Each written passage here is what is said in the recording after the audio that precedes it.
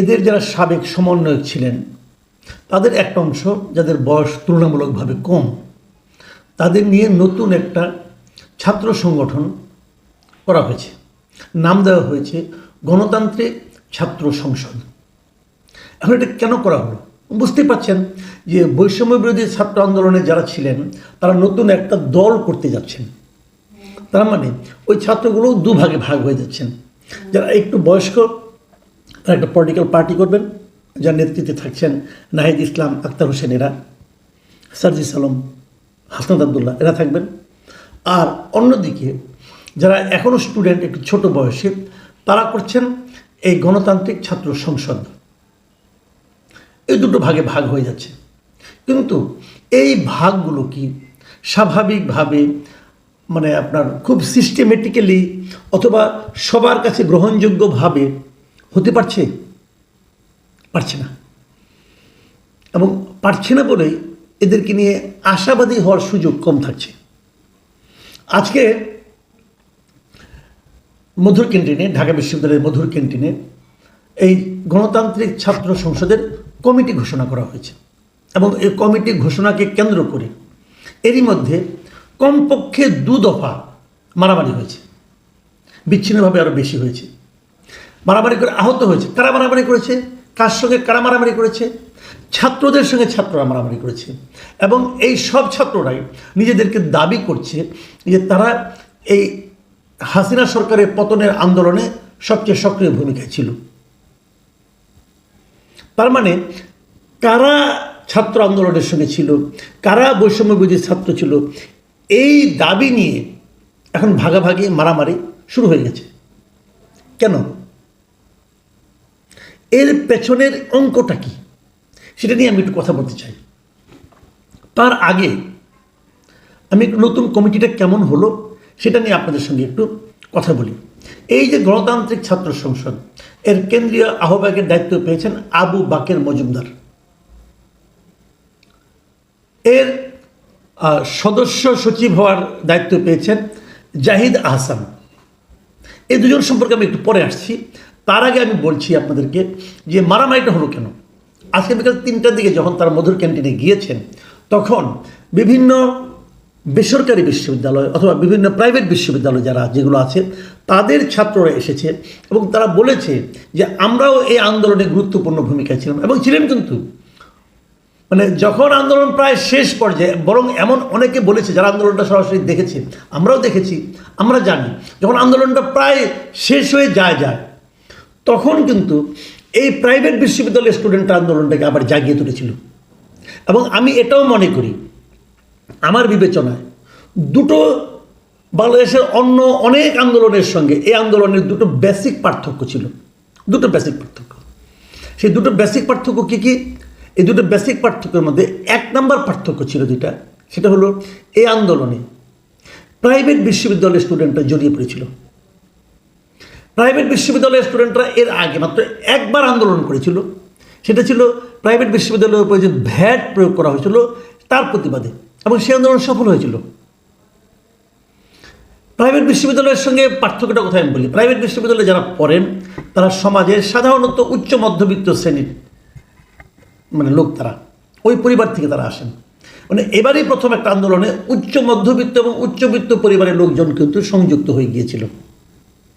আর এই আন্দোলনের সাফল্যের দ্বিতীয় যে কারণটা ছিল আমি মনে করি, মানে যেটা নাকি অন্য আন্দোলনের সময় দেখা যায়নি, একটা তো বললাম প্রাইভেট বিশ্ববিদ্যালয়, আর দ্বিতীয় কারণটা আমার বিবেচনায় সেনাবাহিনীর অংশগ্রহণ। সেনাবাহিনী এই আন্দোলনে আন্দোলনকারীদেরকে সমর্থন দিয়েছিল। এই দুটো না থাকলে আন্দোলনের ফল এত দ্রুত হয়তো আসতো না। যাই হোক, সেটা অন্য প্রসঙ্গ। সেই প্রাইভেট বিশ্ববিদ্যালয়ের স্টুডেন্টরা এসে বলল যে তাদেরকেও নেতৃত্বে রাখতে হবে, এবং এটা নিয়ে হাতাহাতি, কিন্তু তাদেরকে আলটিমেটলি খুব একটা গুরুত্ব দেওয়া হয়নি। এবং গুরুত্ব না দিয়ে তারা একটা কমিটি ঘোষণা করে, এবং সেই কমিটি নিয়ে তারা যখন মিছিল নিয়ে মল চত্বরের দিকে যায়, সেখানে যারা পদ পায়নি কিন্তু পদ পেতে চেয়েছিল এমন স্টুডেন্টদের সঙ্গে তাদের দ্বিতীয় দফা মারামারি হয়। এবং এই মারামারির পর 2 জনকে হাসপাতালেও ভর্তি করতে হয়েছে, তারা গুরুতর আহত হয়েছেন অনেক কেউ। তো এই হলো গিয়ে ঘটনা। কেন হয় এটা? একসঙ্গে তো কাঁধে কাঁধ মিলিয়ে আপনারা আন্দোলন করেছেন, এখন সামান্য কমিটিতে ঢুকতে পারা না পারা নিয়ে এই মারামারিটা কেন? এটা কিসের ইঙ্গিত বহন করে? আচ্ছা, এই ইঙ্গিতের ব্যাপারে আলোচনা করার আগে আমি আরেকটু কথা বলে নিই। এটা কিন্তু কেবল ঢাকাতেই না, একই দিনে গতকালকে একই রকম একটা ঘটনা ঘটেছে হবিগঞ্জে। হবিগঞ্জেও বৈষম্যবিরোধী ছাত্র আন্দোলনের একটা কমিটি ঘোষণা করা হয়েছে।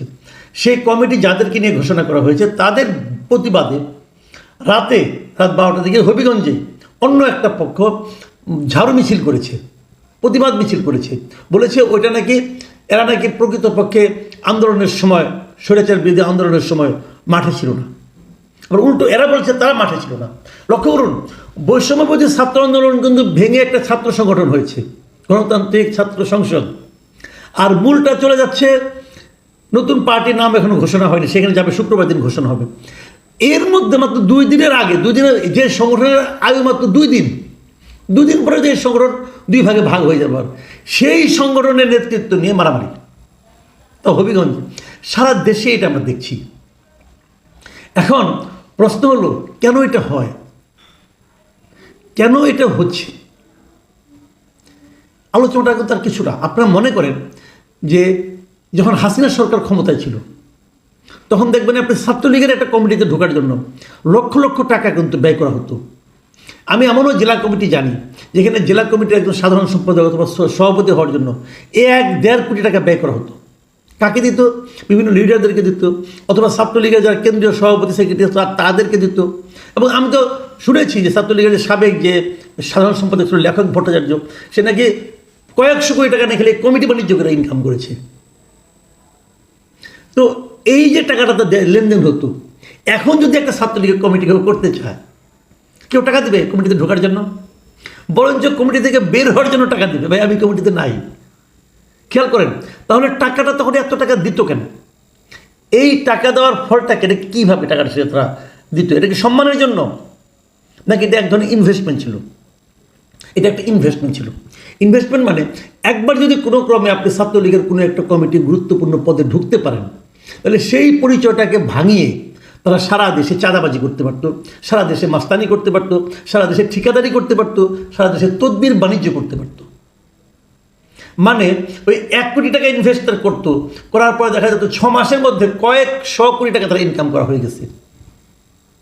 এটা ছিল ইনভেস্টমেন্ট। তো এখন দেখেন, এখনও কিন্তু এই সময়ের মধ্যে এই সরকার চলে মানে হাসিনা সরকার চলে যাওয়ার পর কয়েকটা কিন্তু পলিটিক্যাল পার্টি, প্রায় 16টা নতুন পলিটিক্যাল পার্টি হয়েছে। সেগুলোতে ঢোকার জন্য এরকম পিড়াপিড়ি দেখেছেন? দেখেননি।